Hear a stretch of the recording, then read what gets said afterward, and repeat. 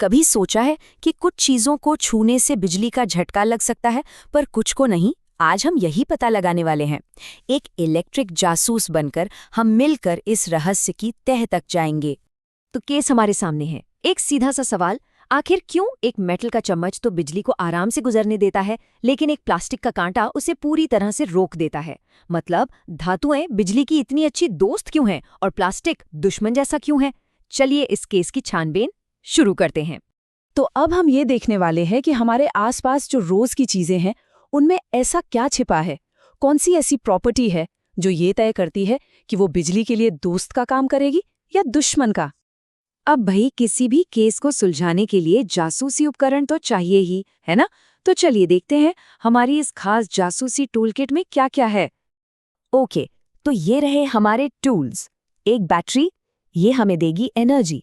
एक छोटा सा बल्ब, ये बताएगा कि बिजली चल रही है या नहीं। और कुछ तार जो करंट को लेकर जाएंगे। हम इन सब से एक सिंपल सा सर्किट टेस्टर बनाएंगे। फंडा बड़ा सिंपल है। अगर बल्ब जला मतलब बिजली का रास्ता खुला है, और अगर नहीं जला तो समझो कोई है जो रास्ते में अड़ंगा डाल रहा है। आसान है ना? तो चलिए अब असली मजा शुरू होता है। अब हम अपने सारे संदिग्धों को, मतलब जिन चीजों को टेस्ट करना है, उन्हें एक एक करके कटघरे में लाएंगे। देखते हैं कौन बिजली का दोस्त है और कौन दुश्मन। तरीका बहुत सीधा है। हम अपने सर्किट में तारों के बीच एक छोटी सी खाली जगह छोड़ देंगे। फिर हर संदिग्ध चीज को उस गैप में फिट करेंगे। बस ये देखना है कि वो चीज सर्किट को पूरा करती है या नहीं। अगर बल्ब जल गया तो समझो हमें एक मजबूत सुराग मिल गया और हमारी जांच शुरू होती है। हमारा पहला सस्पेक्ट, एक मेटल का चम्मच।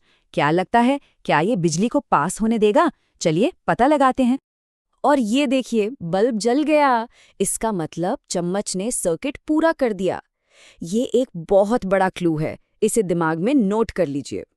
ठीक है, अब अगला सस्पेक्ट कटघरे में आता है, एक सूखी लकड़ी की छड़ी। क्या ये भी चम्मच की तरह ही काम करेगी? ओह नहीं, बल्ब तो बिल्कुल नहीं जला। मतलब लकड़ी बिजली के बहाव को रोक रही है। अब जाकर केस थोड़ा इंटरेस्टिंग हो रहा है। अच्छा, एक और मेटल की चीज को टेस्ट करके देखते हैं। एक सिक्का। अब तो अंदाजा लग ही गया होगा कि क्या होने वाला है।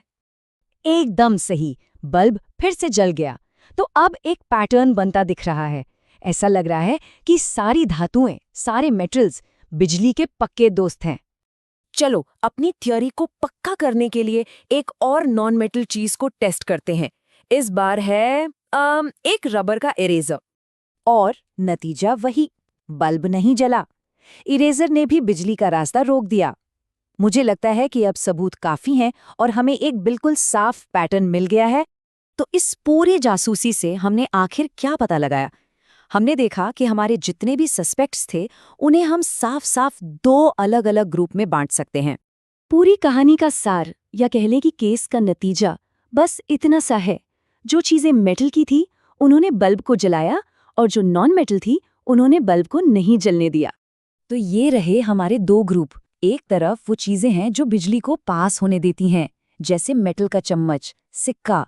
और दूसरी तरफ वो हैं जो बिजली को ब्लॉक कर देती हैं, जैसे लकड़ी की छड़ी और इरेजर। तो अब जब हमने ग्रुप बना लिए हैं तो वक्त आ गया है कि इन्हें इनके असली वैज्ञानिक नाम दिए जाएं। थोड़े फैंसी नाम है पर मतलब बहुत सिंपल है। तो वो मटेरियल जो बिजली को आसानी से अपने अंदर से गुजरने देते हैं उन्हें कहते हैं कंडक्टर, यानी कि चालक। इनको ऐसे समझ सकते हैं कि इनके अंदर जो छोटे छोटे पार्टिकल्स होते हैं ना, जिन्हें इलेक्ट्रॉन कहते हैं, वो एकदम आज़ाद होते हैं घूमने के लिए। ये बिजली के लिए एक हाईवे की तरह हैं।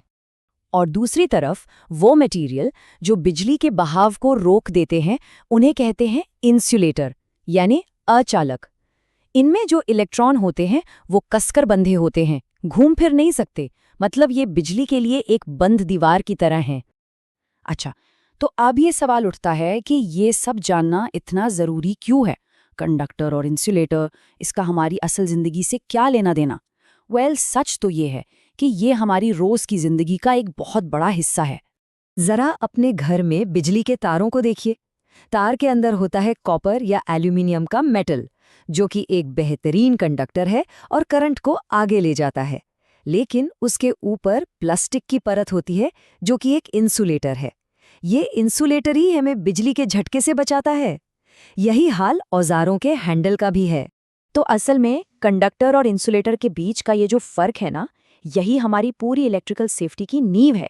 इसी की वजह से हम बिजली जैसी पावरफुल चीज को इतने सेफ तरीके से इस्तेमाल कर पाते हैं।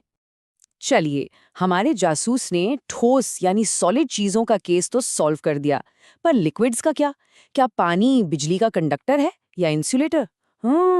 लगता है ये एक नया केस है जिसे हम किसी और दिन सुलझाएंगे।